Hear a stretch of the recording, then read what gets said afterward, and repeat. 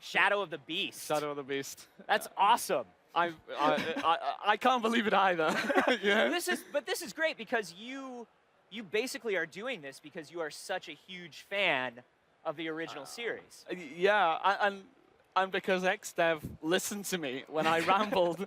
I mean, I mean, I played it when I was a kid. You know, Yeah. like I don't know, 25 years ago. He says, embarrassed about his age. But yeah, I played it, and I went round to a friend's house, and he'd just got an Amiga, and he said, "You've got to see this game. You've got to see this game." And we ended up playing it all night, and while I was playing it, you know, we were sitting there and we were seeing all these strange things appearing in the world, and that was you know, we were making up stories about why they were there, you know, what this was. Yeah, so Shadow of the Beast was known for a couple things, especially here in the States. It was known, number one, for being just insanely beautiful. Just insanely beautiful. Like these worlds that basically at the time, you and I were just talking about it, look kind of like fantasy book covers or Iron Maiden album covers. Yeah, exactly. Just these crazy, insane worlds. And over here, it was also known for being insanely hard. Yeah. Because we had the Genesis, port. I would like to point out, in Europe, it was known for being insanely hard. So it must have been super insanely hard for you guys. Yeah, because they didn't retime it for American TVs. So not only was it as hard as it had been, but it was 20% harder because it was moving 20% faster. Yeah, for American TVs. You guys got the hardcore version. So you're bringing back this franchise that you love, and you know it's loved for sort of like this sort of brutal combat and these insanely beautiful worlds. What did you want to bring to your new version, which we're seeing a live gameplay demo of right now? Yeah, I mean, it was really important for me to try and get across to players that experience that I had when I was a kid, but not necessarily the same game. Because 25 years of games have passed then, you know, and there's some incredible experiences out there now, and I want to make sure that it's as fresh the game as today as it was for me when I played it. Yeah. So we've tried really hard to work out ways to bring you that experience of just being able to punch your way through hundreds of enemies really quickly, but have that with the depth and breadth of combat experience that you'd expect in a modern game. Yeah, so automatically we're seeing, because while there were weapons you could pick up and stuff in the original, it was, like you said, it was very kind of just like timing based and mowing everybody down. But it looks like we're adding some sort of a combo system and sort of these super moves. Can you tell us a little bit about that? Sure. Yeah. I mean, yeah, I'm a huge fan of loads of combat games. So for me, the idea of getting it so that you could really just access the game and be able to go and explore this incredible world and see all the sights it has was kind of paramount. So you've got the really simple attack and stun combos, where you just stun a guy and attack them, or just straight attack them. But if you really want to get into the game... Oh my gosh, that was just beautiful. Yeah. Sorry, that was just really lovely. Go on. I've got so many stories I could tell you about this. But you know, with the combat system, we really added all these extra layers in there that if you want to get great scores, you have to use the enemies against each other. You have to stun them, throw them into each other. And you have this blood system as well, where you collect blood. So everybody you kill in the world, their blood gets absorbed by Arboron. And that little bar in the corner, which is currently empty, fills up with blood and gives you the ability to pull off some super moves. Okay. And that, I think you saw a little earlier. And hey, Mark's coming up to a fight now, so you know, maybe we get to see that. But you get to do special moves that you can use to get extra abilities unlocked. And yeah, hopefully, to really master the game, you've got to read all the enemies, you've got to manage them either side. And it looks like they all have their own sort of timing, and they're using different ranges of weapon here. Yeah. So, you know, you're obviously getting in real close and meleeing some people, but then there are some people that have kind of longer staffs and swords that you have to kind of keep at bay. Yeah, exactly. I mean, those are ideal guys to grab somebody and throw them into them, because whenever you throw somebody into another person, they get stunned automatically.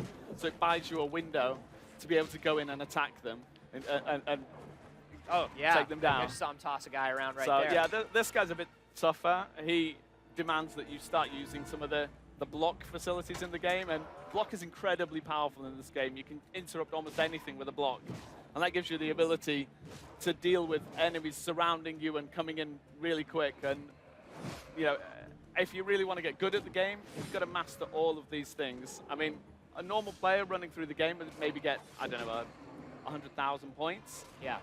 But, you know, for me, my record at the moment is 3.2 million on this level. Okay, so there's definitely room to perfect your technique for sure. That's right.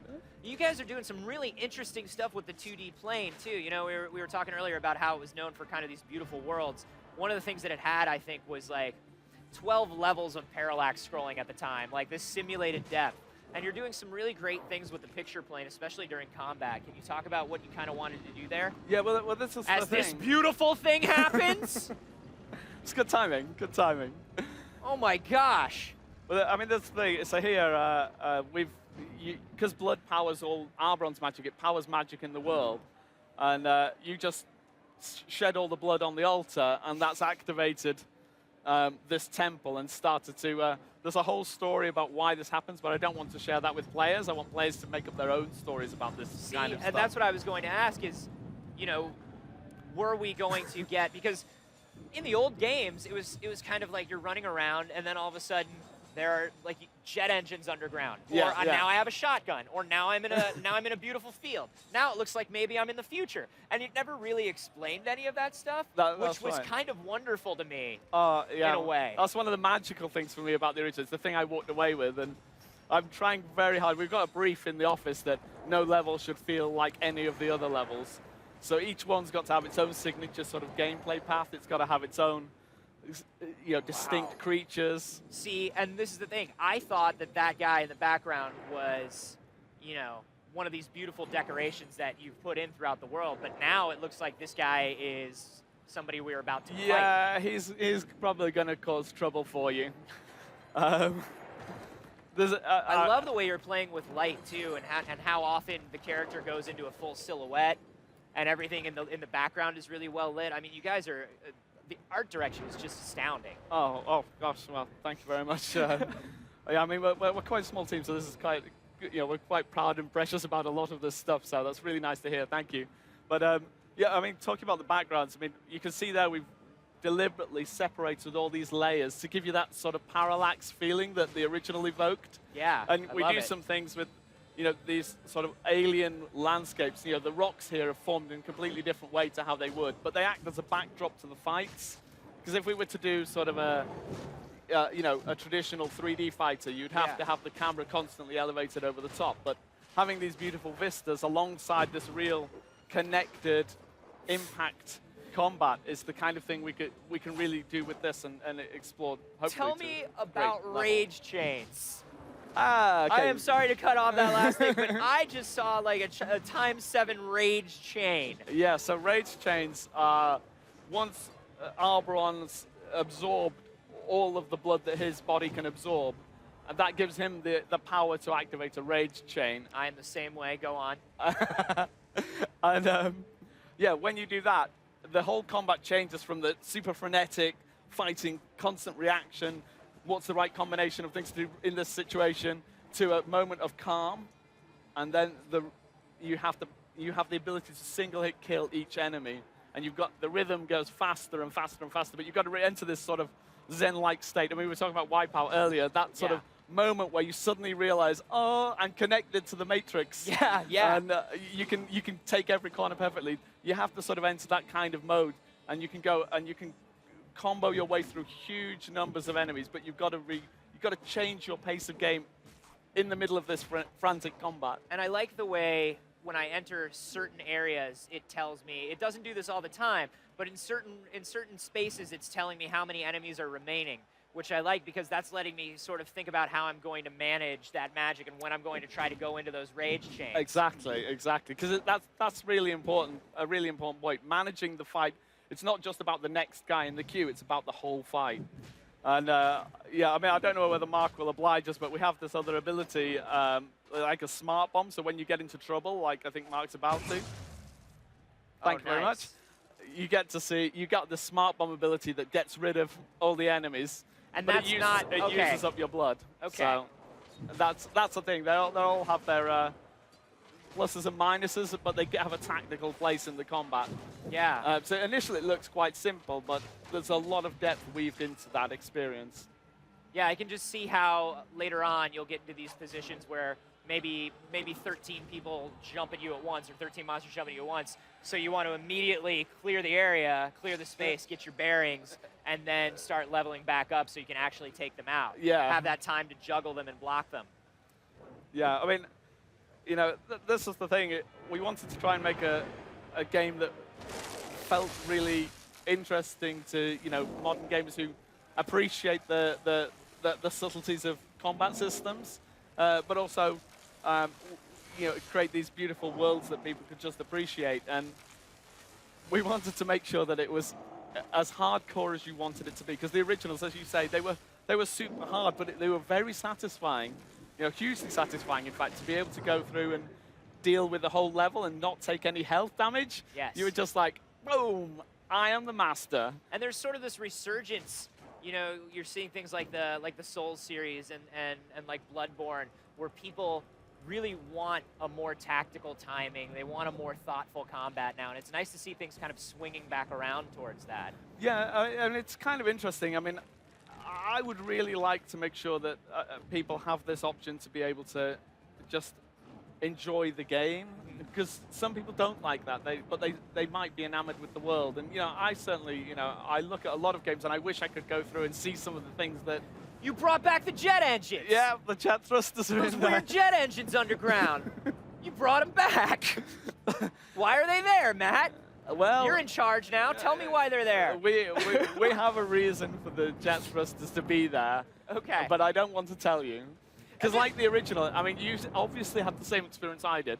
When you played the original, you saw the jet thrusters in there, and you went, why? Why are they there underground? That makes no sense to me. I'm a monster. I'm fighting monsters. I'm in the woods. There's a jet. Okay, I'm ready.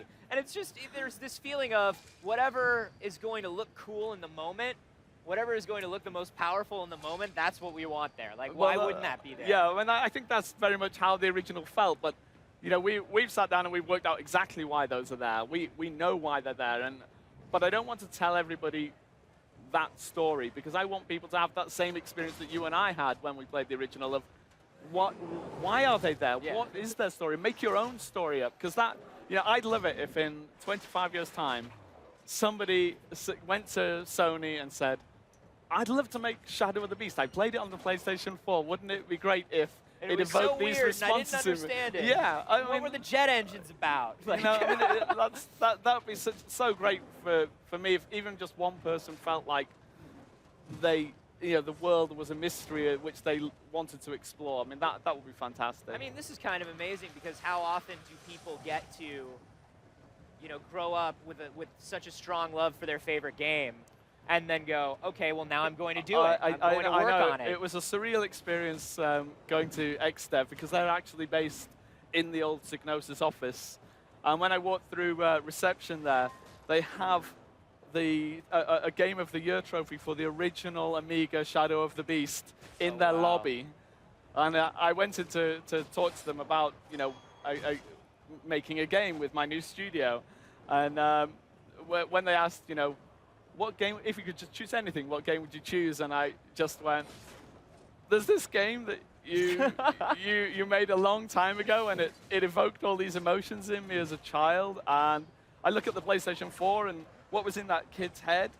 That machine has the power to actually start to give it to players today.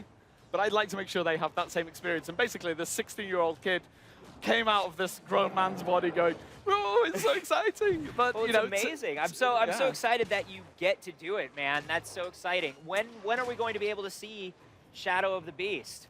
Well, we've got quite a small team, so we're all working, you know, incredibly hard. But we've decided on all our levels now. They're all totally different to each other. So, you know, hopefully there'll be a lot of surprises and a lot of, wow, I want to go on to the next level because it's so different to that. Yeah, I mean, I'm excited because you built this, which is so beautiful, and this incredibly realized desert world, but I know that we're probably not going to come back to the desert.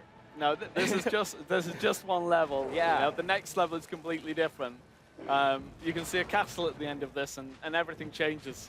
And the level before this, you climbed up a well, which if you remember the original game, you'll remember climbing up a well. Yes. And that's something that, before that, at the bottom of the well is completely different to what the arid looks like and what the next level looks like. So, yeah, we're working on all of those right now, and we've decided what we want, what we think we can make with the ties that we are, and we're pushing really hard to pull that together and make sure that it all feels as hopefully great to players.